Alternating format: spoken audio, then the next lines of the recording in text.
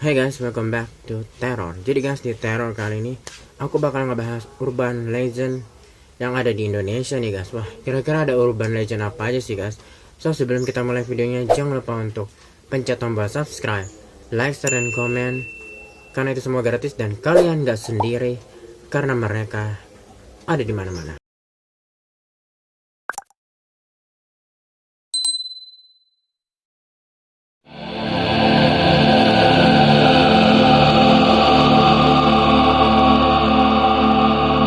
Oke guys, urban legend. Jadi urban legend ini adalah tidak lepas ya guys dari banyaknya adat dan budaya yang sudah ada sejak zaman dahulu kala nih guys. Yang dimana nenek moyang kita nih, dalam bahasa Indonesia nih guys, urban legend adalah sebuah cerita turun temurun yang disebarluaskan dari mulut ke mulut nih guys, dari nenek moyang kita. Dan biasanya kita mendengar cerita-cerita ini tuh dari keluarga, teman, sahabat, dan juga orang-orang yang di sekitar kita ya guys.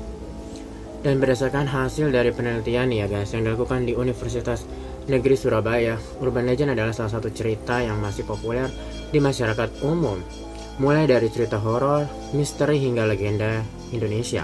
Dalam bahasa kali ini kita akan mengulas berbagai urban legend Indonesia nih guys yang paling menarik, dan beberapa diantaranya bahkan sudah diangkat ke layar lebar loh guys. Wah, penasaran kan guys, apa aja sih urban legend yang ada di Indonesia ini? Langsung aja kita mulai yang pertama. Guys, yang pertama ada Terowongan Casablanca. Jadi kisah pertama urban legend ini adalah Terowongan Casablanca. Seperti yang kita tahu nih guys, Terowongan Casablanca ini salah satu lokasi yang sangat dianggap teramat dan juga angker oleh warga sekitar. Bahkan menurut kisah yang berkembang, terowongan ini pernah menjadi lokasi seseorang melakukan bunuh diri. Dan menurut kesaksian masyarakat nih guys, di Terowongan Casablanca ini terdapat hantu perempuan berambut panjang yang menjadi penghuni dan sering mengganggu pengguna jalan di jam-jam tertentu, terutama setelah matahari terbenam nih guys. Dan konon katanya, jika kita membunyikan klakson sebanyak 3 kali, maka pengendara tersebut akan aman dari gangguan hantu itu. Tapi jika tidak, akan terjadi hal sial pada sang pengendara guys. Wah, jadi kalau lewat Terowongan Casablanca kalian harus klakson 3 kali guys, supaya aman guys. Next guys, berikutnya ada hantu jeruk purut. Jadi guys, kisah urban legend lainnya ini adalah hantu jeruk purut. Konon katanya di tempat pemakaman umum atau TPU jeruk purut ada hantu pastur nih guys, tanpa kepala yang bergentayangan bersama anjing kesayangannya ini guys yang berwarna hitam. Menurut kisah yang beredar nih guys, di urban legend ini dulunya seorang pastor di masa kolonial Belanda guys, dan lalu dibunuh guys. Hingga kini arwahnya masih bergentayangan sambil berkeliling di kuburan pada malam hari sambil menenteng kepalanya sendiri guys. Menurut kepercayaan setempat, hantu pastor itu sedang mencari kuburannya yang ternyata tidak pernah ditemukan guys. Next berikutnya ada Mr. Gepeng. Selain Terowongan Casablanca dan juga TPU Jeruk Purut nih guys, di Indonesia salah satunya ini memiliki urban legend yakni Mr. Gepeng. Kalau kalian lahir di tahun 90-an pasti tahu cerita Mr. Gepeng. Cerita urban legend Indonesia ini sangat populer guys, dan menjadi salah satu yang diyakini bisa dipanggil dengan cara tertentu. Dan katanya Mr. Gepeng dulunya adalah seorang pria kaya yang mengalami kecelakaan di dalam lift, hingga tubuhnya terjepit menjadi gepeng dan juga tewas di tempat guys.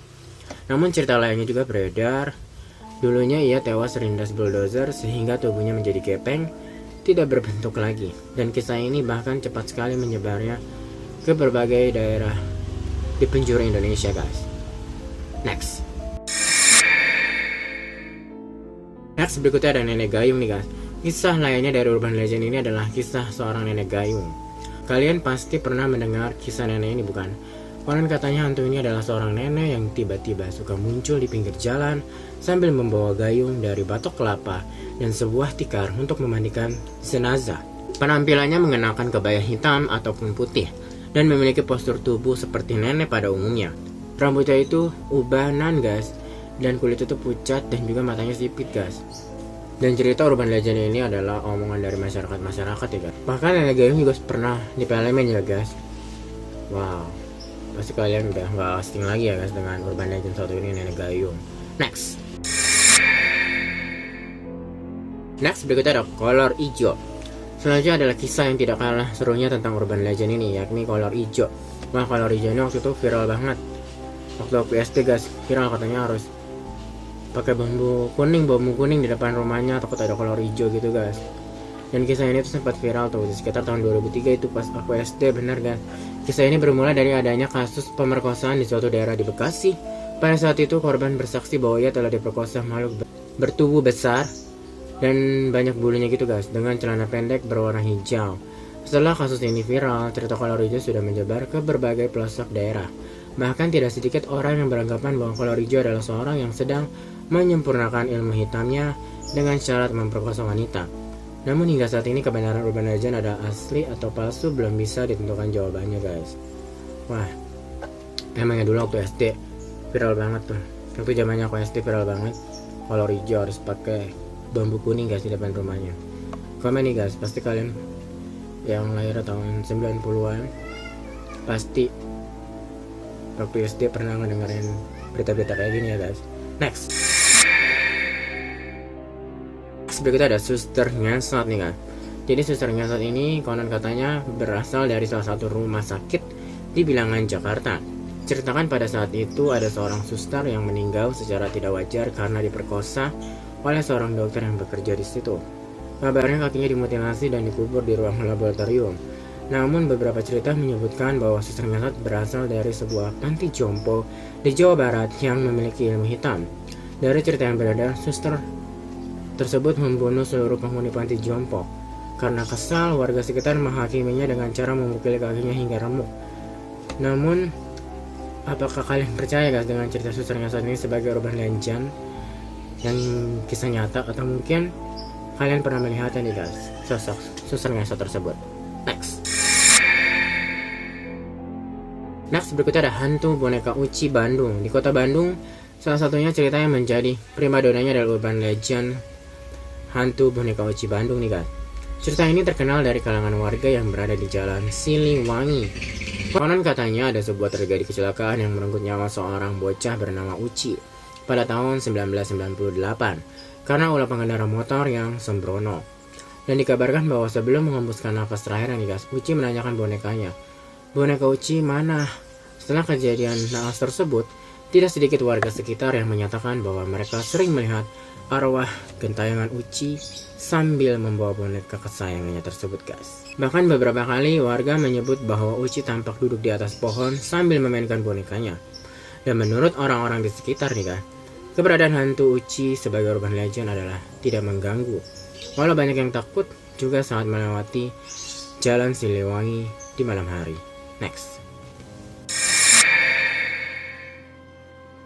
Next berikutnya ada wae gombel nih guys. Pasti kalian ingat dong dengan sosok peringatan dari orang tua pada saat kecil dulu nih guys.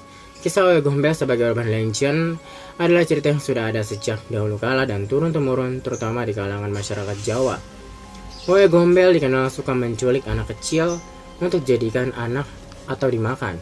Selama diculik, urban legend sensasional satu ini akan memberi makan anak berbagai kotoran. Jika keluarga ingin anaknya kembali, mereka harus beramai-ramai keliling desa dengan memukuli perabotan rumah. Dan sosok wae gombel ini digambarkan sebagai seorang wanita dengan tubuh besar, berambut panjang dan memiliki payudara besar. Konon waktu keluar wae gombel adalah menjelang maghrib. Itulah alasan kenapa anak kecil dilarang main di luar rumah saat waktu tersebut nih guys. Jadi banyak banget ya urban legend dari orang tua kita nih dengan kata-kata jangan keluar setelah maghrib, nanti diculik wae gombel. Next berikutnya ada Nyi Roro Kidul.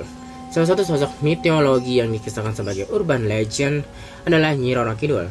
Kisah penguasa pantai selatan ini masih terkenal sampai sekarang guys, dan menjadi sebuah adat dan budaya untuk orang yang tinggal di pesisir pantai selatan.